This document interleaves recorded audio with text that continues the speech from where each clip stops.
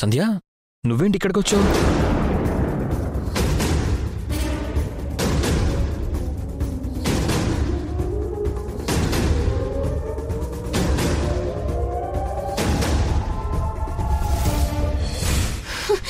మీరిద్దరూ ఒకే గదిలో ఎందుకుంటా ఉంటారబ్బే? Slow slow slow slow.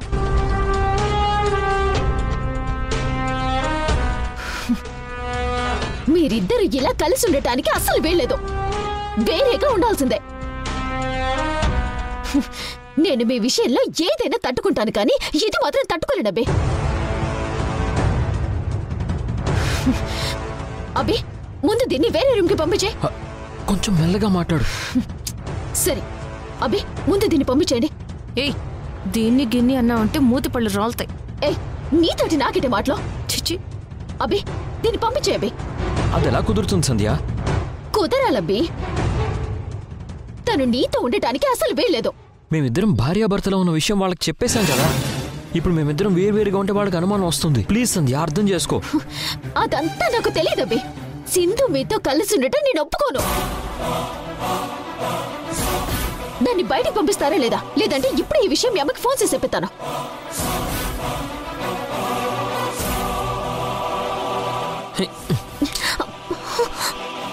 సంధ్య వద్దు ప్లీజ్, అమ్మకి చెప్పొద్దు.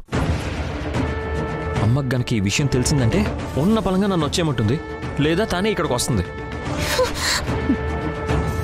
ఈ రెండిట్లో ఏది జరిగినా ప్రాబ్లమే. ఇప్పటి వరకు నేను సింధు పడ్డ కష్టం అంతా వృధా అయిపోతుంది.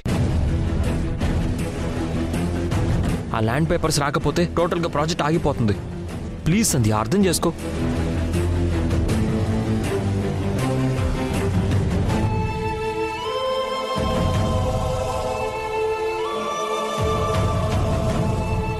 సరే అయితే నేను కూడా మీ రూమ్లోనే ఉంటాను. కుదరదు. నువ్వు ఈ రూమ్లో ఉండడానికి నేను ఒప్పుకోను. నువ్వెవరే చెప్పడానికి? నేను ఉంటాను అంతే. ఉండడానికి వీల్లేదని చెప్తున్నాను కదా. బయటికి వెళ్ళు. నేను ఎల్లం. నేను ఇక్కడే అబ్బితో పాటే ఉంటాను. ఏయ్, బయటికి వెళ్ళు. ఏం చేస్తావే?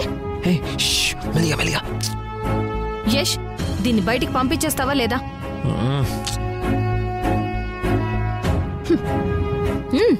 సరే అయితే నువ్వు సంధ్యతోనే ఉండు, నేను బయట పడుకుంటాను. వెళ్ళిపో. సింధు ఆగు. సింధు, నువ్వు ఇప్పుడు బయటికి వెళ్ళిపోతే ఆ హనుమంత్ గారు చూస్తాడు. అయితే సంధ్యను పంపించు. ఏయ్, నేను ఇక్కడే ఈ రూమ్లోనే ఉంటాను. ఆగు.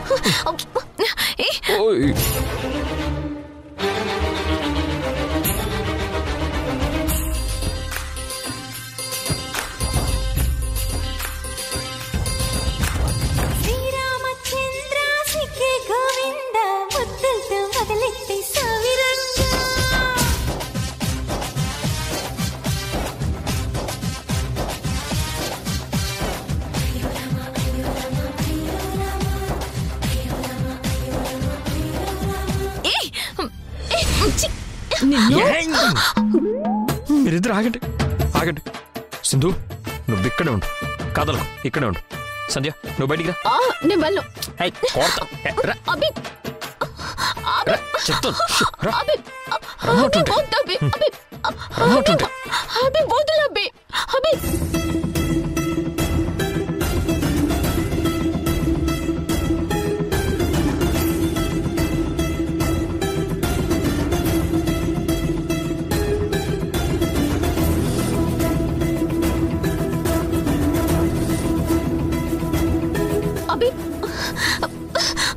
సంధ్య ప్లీజ్, ఒక 2 రోజులు ఓపిక పట్టు. గొడవలేం వద్దు సంధ్య. ఈ విషయం రాఘవయ్య జానకమ్మ గారికి తెలిస్తే పెద్ద ప్రాబ్లం క్రియేట్ అవుతుంది. అర్థం చేసుకో. ఏంటప్పి అర్థం చేసుకునేది?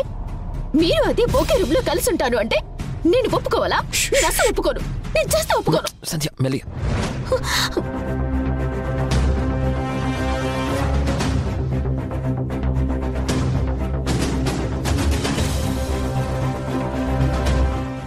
యష్ ఏంటి ఎప్పుడు ఈ ఆయమ్మతో బయటికి వచ్చి రహస్యంగా మాట్లాడుతున్నాడు?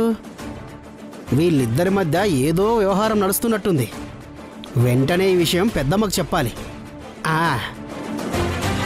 ప్లీజ్ ప్లీజ్ సంధ్య, ఒప్పుకో.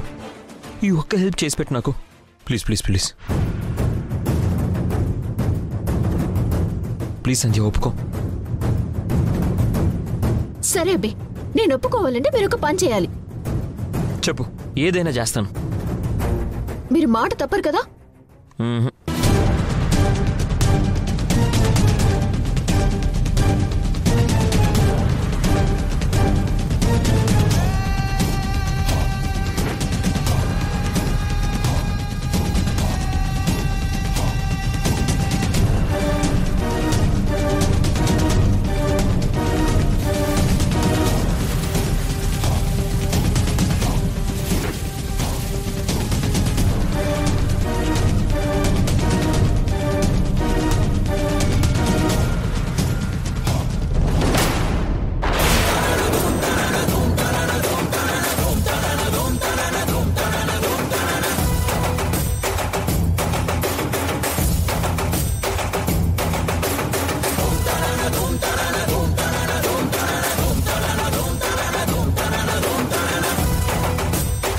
ఈ తాళిని నా మెళ్ళ కట్టండి. తర్వాత మీరు సింధుతో ఉన్న నేను ఏమి అనను, గొడవ కూడా పన్నాం. ఏంటి సంధ్య ఇది? దేనికైనా ఒక సమయం సందర్భం అంటూ ఉంటుంది. ఇప్పుడే ఈ క్షణమే తాళి కట్టమంటే ఎలాగా? మొన్న నీ చేయమంటావు అబ్బే. దాంతో మీరు కలిసి ఉండటం నాకు నచ్చడం లేదు. మీ మధ్య ఏం జరుగుతుందో అన్న భయం నాకు. సంధ్య, నా మీద నీకు నమ్మకం లేదా? మీ మీద నాకు నమ్మకం ఉందబ్బే, కానీ సింధు మీద నాకు నమ్మకం లేదు. అది మాయలాడి. ఏ క్షణంలోనైనా అది మిమ్మల్ని తన వైపుకు తిప్పుకుంటుంది. నేనేమన్నా చిన్నపిల్లని అనుకుంటున్నావా ఆ సింధు మాయలో పడిపోవడానికి? సంధ్య, నీకు ఫైనల్గా చెప్తున్నాను, నా మీద నీకు నిజంగా నమ్మకం అనేది ఉంటే ఇంకోసారి తాళి కట్టని మాత్రం అనుకో. అబ్బే, నేను మీ మీద ఎన్నో ఆశలు పెంచుకున్నాను. నా ప్రేమ, ఆశలు, నా ప్రాణం అన్ని మీరే. మీరు నాకు ఎక్కడ దూరం అయిపోతారో అన్న భయం అబ్బి నాకు. దానివల్లే నేను ఇలా మాట్లాడుతుంటాను. మిమ్మల్ని వదిలి నేను ఉండలేను, బతకలేను కూడా అబ్బే.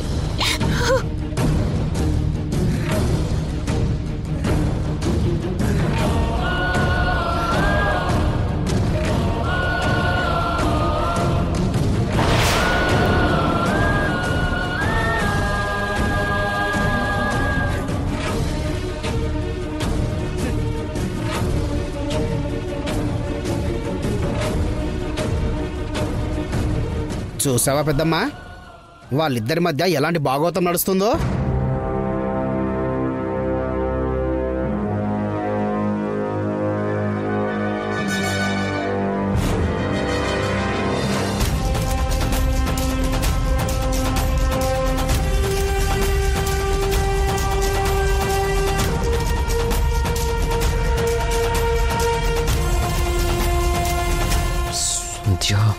జానకమ్మ గారు హనుమంతు చూసేశారు. వాళ్ళు వచ్చేలోపే నువ్వు ఇక్కడి నుంచి వెళ్ళిపో. వెళ్ళు. ఆగో.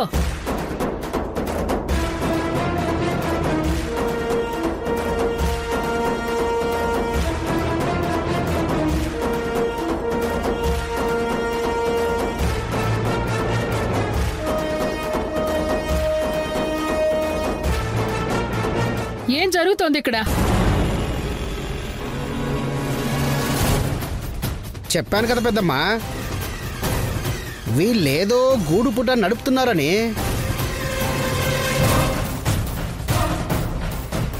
ఏంటి అడుగుతుంటే మాట్లాడరే?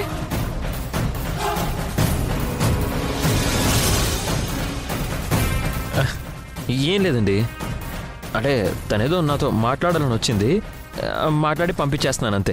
ఆ మాట్లాడేదేదో గదిలో సింధు ముందే మాట్లాడొచ్చుగా.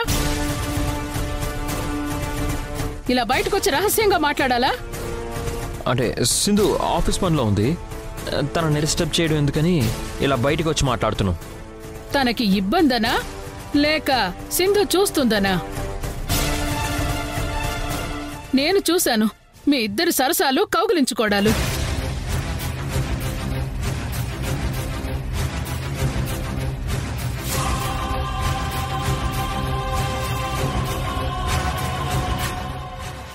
నీ చేతిలో ఆ తాళి ఎందుకుంది?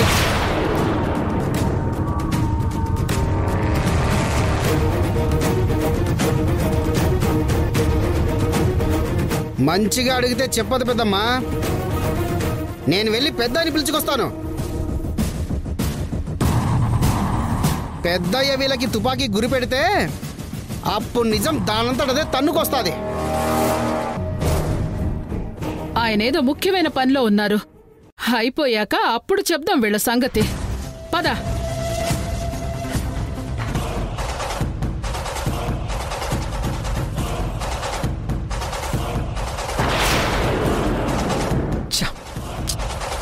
అంత నీవలే సంధ్య. రేపు మన గురించి పంచాయతీ పెడతారు. శిక్ష మామూలుగా ఉండదు. అప్పటికి సింధు చెప్తూనే ఉంది సంధ్య వల్ల ఇబ్బంది వస్తుంది, తనని పంపించేయమని. నేనే లైట్ తీసుకున్నాను. ఇప్పుడు ఏం చేయాలి? సారీ అప్పి. అంతా అయిపోయాక ఇంక సారీ ఏంటి? ఉందా తాళిటివు?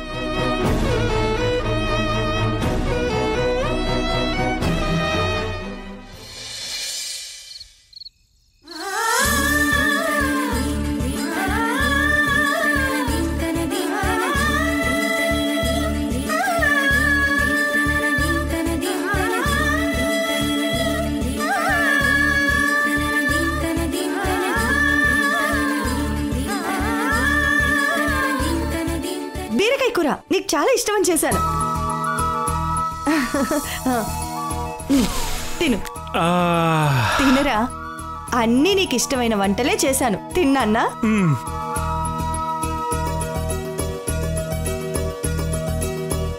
ఎలా ఉన్నాయిరా వంటలు? నీ చేతి వంటకి వంక పెట్టే ఛాన్స్ ఉంటుందమ్మా. అమోఘం. ఉండు నెయ్యేస్తాను. వద్దమ్మా. చాలమ్మా. రే కొంచెం వేసుకురా, ఏం కాదు.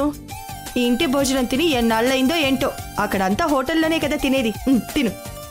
ఇక్కడైనా కొంచెం గట్టిగా తిను.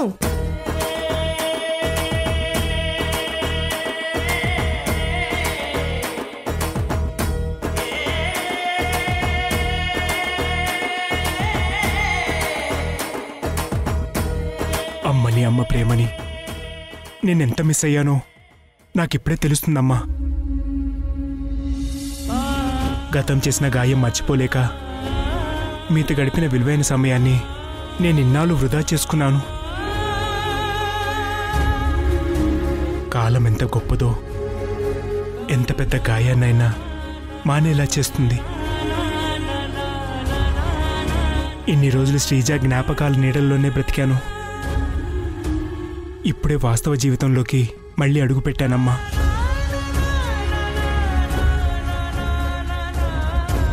నీలో వచ్చిన ఈ మార్పు మళ్ళీ నీకు కొత్త జీవితాన్ని ఇవ్వాలరా. అందుకే నేను ఒక డెసిషన్ తీసుకున్నానమ్మా. ఏంట్రా అది?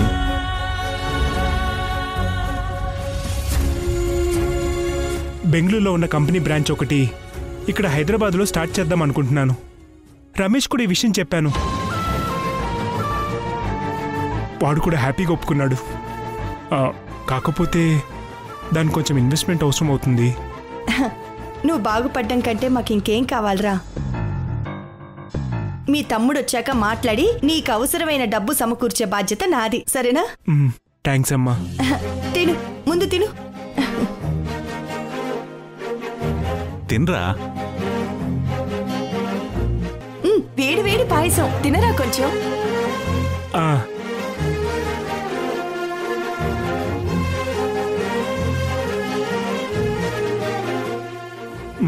సూపర్ అమ్మా.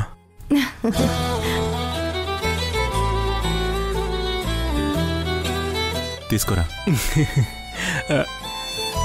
అవునమ్మా, అడగడం మర్చిపోయాను. తమ్ముడు ఏంటి కనిపించట్లేదు? ఆఫీస్ పని మీద టూర్కి వెళ్ళాడ్రా. 3 రోజుల్లో వచ్చేస్తాడ్రా. తమ్ముడు వైఫ్ సింధు ఎలా ఉంది? తను ఇంట్లో లేదేంటి?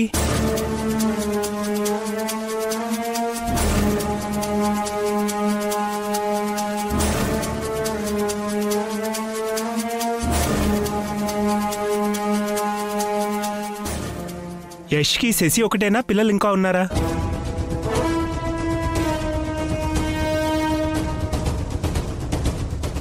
అది చంద్ర, అన్ని విషయాలు ఇప్పుడే ఎందుకు? రేపొద్దున్నే తీరిగ్గా మాట్లాడుకుందాంలే. తేజ, నువ్వు పడుకో. ఓకే మా. Good night dad. Good night రా. గుడ్ నైట్ అమ్మా.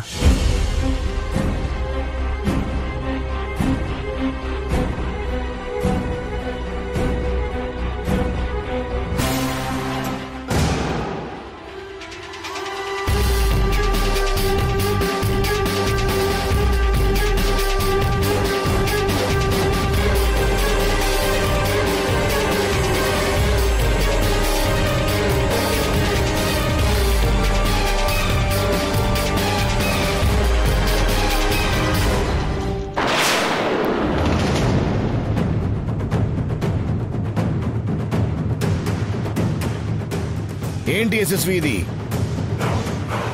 మీరు మంచి వారిని నా ఇంట్లోకి రాణిస్తే ఇలాంటి పాడు పని చేస్తావా? లేదండి, నేనే తప్పు చేయలేదు. చేయలేదా అంటే నిన్న మా కళ్ళతో చూసిందంతా అబద్ధమా?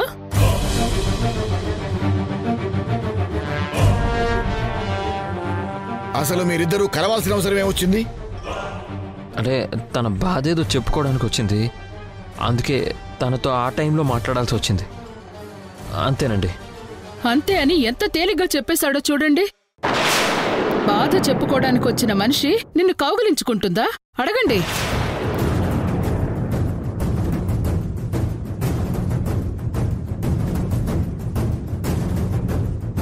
తనని ఎందుకు కౌగిలించుకున్నావు? నా బాధలు చెప్పుకుంటూ ఆ భావోద్వేగంలో నాకు తెలియకుండానే ఆయన్ని కౌగిలించుకున్నాను.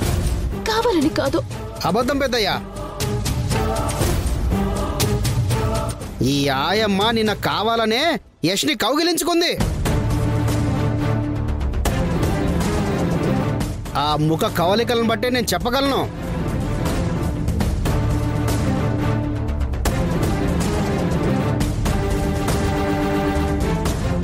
నెల జీతం తీసుకోవడానికి ఇక్కడికొచ్చానని చెప్పిన మాట కూడా అబద్ధం అండి. అసలిది 3 రోజులు మీతో పాటు ఉంటాను అని బతిమిలాడుతుంటే అప్పుడు తెలియలేదు నాకు. ఇప్పుడు అర్థమైంది. యష్తో కులకడానికే ఇది ఇక్కడుంది.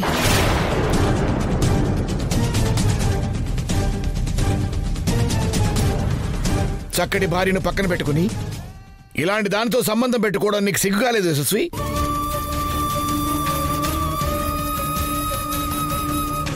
ఏమండి, ఈ వ్యవహారం అంతా సింధుకి తెలియకుండా నడుపుతున్నట్టున్నారు వీళ్ళిద్దరూ. ఏమయ్యా యష్, ఎందుకు నీకు ఈ చెడు బుద్ధులొచ్చాయి? నీ భార్యకి నువ్వంటే ఎంత ప్రేమ, ఎంత అభిమానం. తనని అమాయకురాల్ని చేసి ఇంత మోసం చేస్తావా? మంచి భార్యని వంచిస్తే నీకు పుట్టగతులు కూడా ఉండవు బాబు.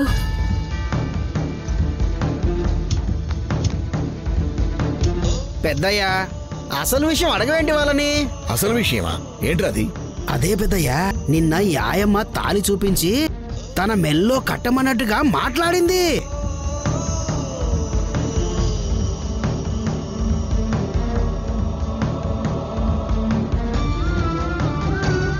అంటే దొంగచాటుగా పెళ్లి చేసుకోవడానికి కూడా సిద్ధపడ్డారన్నమాట మీరు?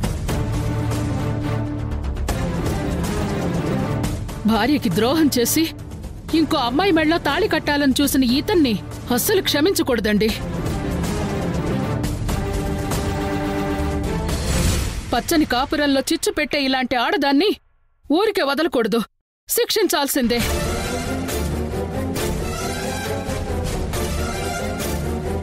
ఒరే హనుమంతు, పెద్దయ్యా, వెళ్ళి నా తుపాకీ తీసుకురా.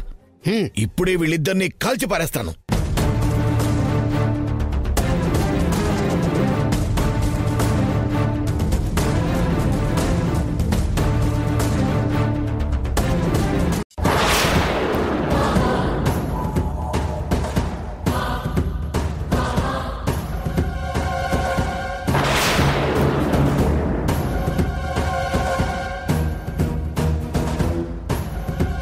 ఇదిగోండి పెద్దయ్యా, ఆనంద నిలయం లాంటి మన ఇంట్లో అక్రమ సంబంధం నడుపుతూ తప్పు చేసిన వీళ్ళ ప్రాణాలు తీసేయండి.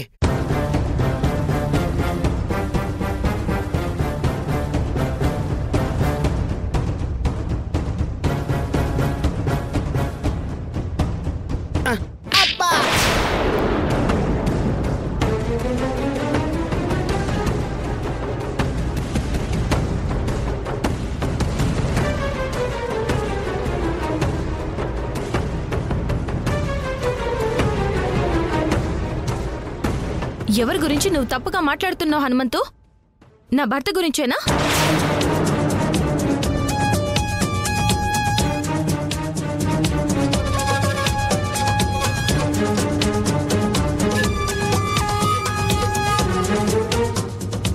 నా భర్త నిప్పు, పొరపాటును కూడా తప్పు చేయరు.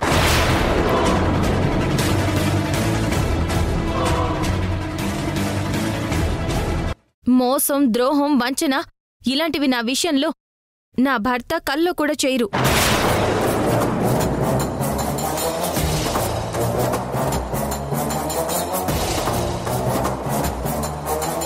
అసలు నా భర్త గురించి నీకేం తెలుసని మాట్లాడుతున్నావు? నా యష్ నన్ను ఎంతో ప్రాణానికి ప్రాణంగా ప్రేమించాడు. మా రెండు కుటుంబాల మధ్య సఖ్యత లేకపోయినా సరే ధైర్యంగా నా మెళ్ళో తాళి కట్టాడు.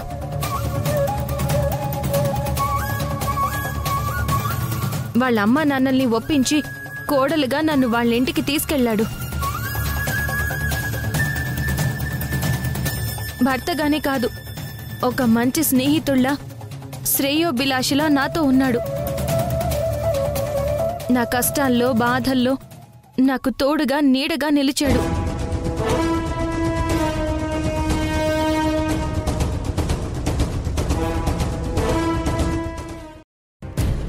ఏంటి నువ్వు కూడా భోజనానికి కూర్చుంటున్నావు?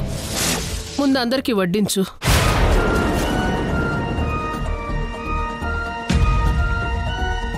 సింధు, మాలాగే మీరు కూడా ఒకరికొకరు స్వీట్లు తినిపించుకోండి.